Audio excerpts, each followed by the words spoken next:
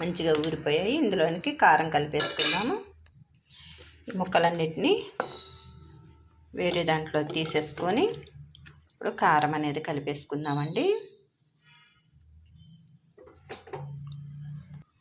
ఇందులోనికి సరిపడా కారం వేసేసుకుందాము. కారం వేసుకొని మంచిగా కలిపేసుకోవాలి.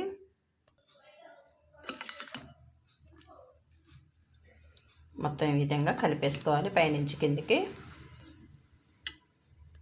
స్టవ్ వెలిగించుకొని ఒక ప్యాన్ పెట్టేసుకొని ఇందులోనికి 2 టేబుల్ స్పూన్ల ఆవాలు వేసుకోవాలి.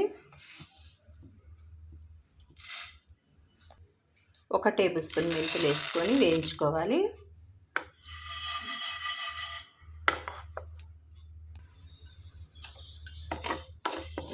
మాడిపోకుండా